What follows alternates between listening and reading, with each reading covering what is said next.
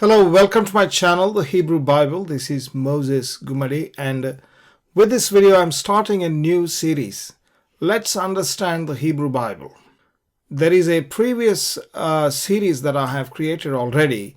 Let's read the Hebrew Bible. Basically, we've covered the Hebrew alphabet, vowels, lots of rules for Dagesh, Shava, and I've done a lot of exercises of reading the Hebrew scriptures from the book of Psalms, from the Shema, and a lot of other texts from Genesis, etc. So you could look at that playlist in my channel, and you can learn. If you don't know how to read the Hebrew text, you can look at it. This one is about understanding the Hebrew text. Provided you know how to read it, how to understand the Hebrew text is what we're going to look at in this series, and this is the introductory video. Okay, right, so let's begin with the first verse of the Bible, Genesis chapter 1 verse 1 in the Hebrew Bible. Bereshit bara Elohim et hashamayim ve'et haaretz. In the beginning God created the heavens and the earth. How in the world am I going to understand the meaning of this text is the question. What do I need to know? Right? Okay. There are three things that are there. You don't need to know all these three. I'm going to come back to what you need to know. But just be aware at this stage. There are three things in the Hebrew grammar. Firstly, phonology. Secondly, morphology. And then third, syntax. What is phonology? Phonology is all about how the words sound. For example, Bereshit bara. Instead of bara, if it is bero, the letters are the same, but the vowels are different. And so, the sound will give you a different meaning because bara is different from bero. So, alphabet sounds, vowels, accents, etc. These are going to play a major role in understanding the meaning of the Hebrew text, a lot of which is already covered in the previous series. There are other things, for example, accents, the sign here that is shown in the arrow. Also some Masoretic signs such as this one here, that line, vertical line, and these two dots. This is called sof pasuk. It's pretty much like a full stop. These are some minor details which I have not covered, but they are not important at this stage. They might help us in terms of the stress, but not so much on the meaning most of the times. Okay, ketiv kere is basically about there are certain words which are written in a certain way, but they are not pronounced the way they are written. You read them differently because in the footnote they provide a kere.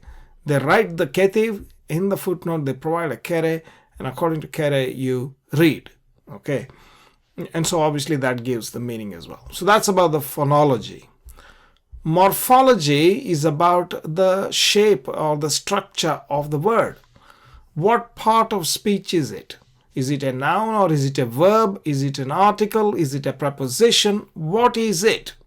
Is firstly the point. And secondly, how is the word inflected or changed, or what kind of, for example, bara and bero, that's an inflection.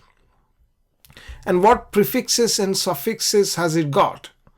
So these are the things we're going to look at in morphology. Finally, in syntax, we'll come to the syntax. Let's take this example of a betsalmenu. This is a word. It can be divided as be, salme, and nu. So there is a prefix which is a preposition. Be means in. Salme, no. So the salme comes from the noun tselem. So in your vocabulary, you would know only tselem.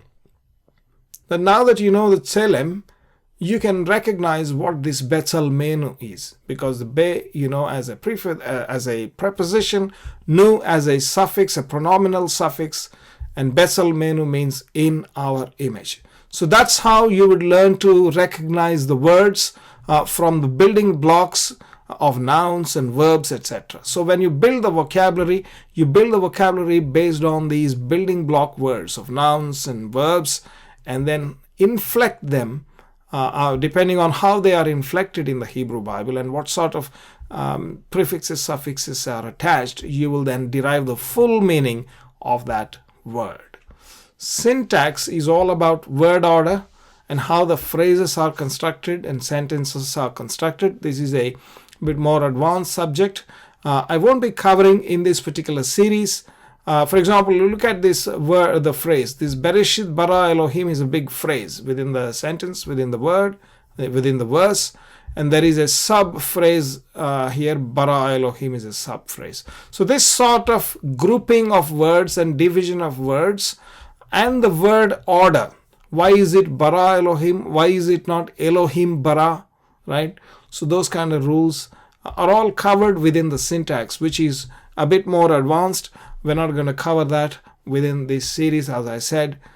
And so what we've got really left out for us to cover in this series, of which this is an introduction, is vocabulary and morphology. These two things I will cover. Vocabulary and morphology is sufficient for us to understand the text to a pretty decent level. Okay. This is how the vocabulary is in this sentence. Bereshit bara Elohim et ha-shamayim ve'et ha'aretz. There are 4 nouns. Reshit, Elohim, Shamayim, Eretz. Look at this. It's Eretz, not Aretz. Eretz is the word from which, when it is prefixed with the ha, it becomes ha-aretz. Okay. And then you have a verb bara, which is exactly as is bara here. And there are some particles. We'll talk about that shortly. And there are some prefixes. Be, ha, ve, et is ve. So these are prepositions, articles, conjunctions, etc. So vocabulary building is the key. Obviously, I will do separate videos. But here in this case, we got 4 nouns in the first verse and 1 verb in the first verse and a couple of particles and prepositions, etc. I will cover separately all the major particles and different kinds of prepositions, different article rules and conjunction, etc. Everything will be covered. Okay. But these are obviously very finite. Maybe prepositions, maybe 5, 6, or maybe 10 of them max. That's it. Not many. So particles as well. But you have a lot of nouns, a lot of verbs. Probably I'll cover top 20, top 50, or something like that. And we will see. Now this about the vocabulary. But vocabulary doesn't alone give the whole meaning. Because there's a lot more going on. Let's take this word bara, right? Bara is the verb. Now bara could be inflected in different ways. Here is a bara here. Next is bero, barati. Now you see the suffix here, barati. Yivra. Now why am I saying Ivra, not Ibra? Because there is no dagesh. But it's the same word. Bara, Bet Resh Aleph is the root word for bara, and that is there, Ivra. Yivra actually, yeah, Yivra. This is Vayivra, Nivreu. And then we have Baram, Baraam, Baraam. Hibbaram, Behibbaram. All of these come from the root word for bara, to create. And they have different meanings. Right? And so all of these depend upon how they are inflected, and we need to learn the morphology of verbs, morphology of the nouns, and all the rest of it we will look at subsequently in the subsequent videos. Let's take the example of the first verse quickly and show, let's look at the morphology. Bereshit. The word Bereshit, the first letter Be is a preposition. It means in. Next part of the first word, Reshit, is a noun. Well, we have more details under the noun. It's a common noun and not a proper noun. Okay. And it has a gender of feminine, not masculine. And the number is singular, not plural or dual. And there is something known as state for nouns, which is either absolute or construct, which I will have to deal with in a separate lesson on the nouns. Next is the verb. Bara is a verb.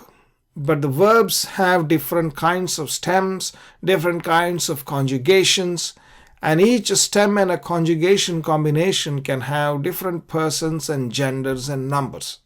So it can be quite complex, as I have shown in the previous, one of those previous slides, how bara could be inflected in many different ways. It can be because of all these varieties of properties that each verb has. And the meaning of that verb also will depend. Meaning, as it basically means to create, but is it created, or they will create, or they will create, or he will create, or she will create, or they created, he created, she created, etc.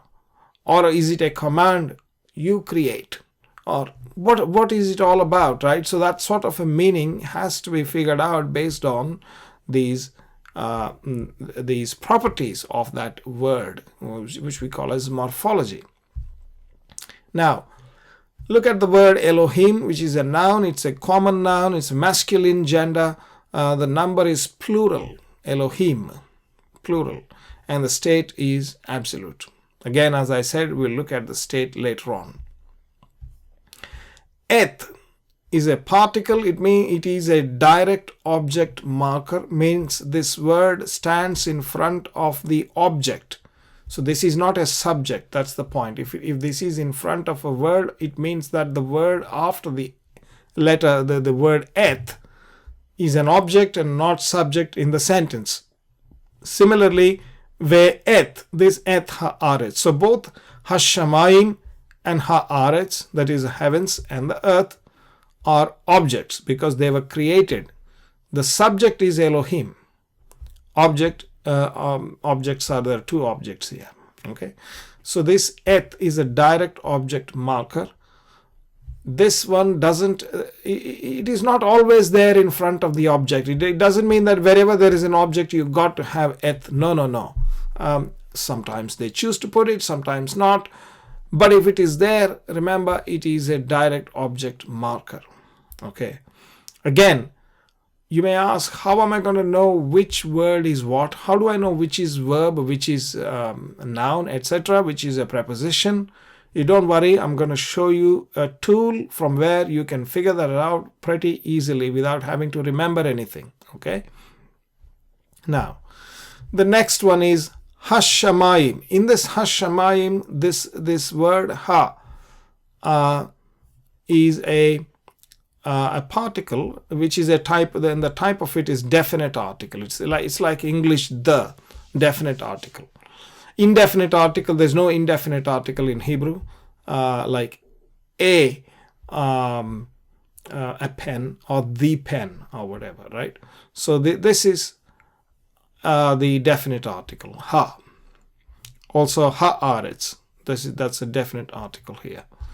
Next is shamayim, is a noun. It's a common noun. It's a masculine noun. It's a dual noun. You might find this as shown as plural in some of the morphology tools, but this is a dual. Dual means two. There are three numbers in Hebrew: singular, dual, and plural. Plural means more than two, 3 plus. Okay. Ve'et. So this ve is a conjunction. It means and. And finally, we've already looked at eth, we looked at ha, and so aretz again is a noun. It's a common noun. It's got a gender both, meaning it could be feminine, it could be masculine. It depends on certain factors. We will look at that later on.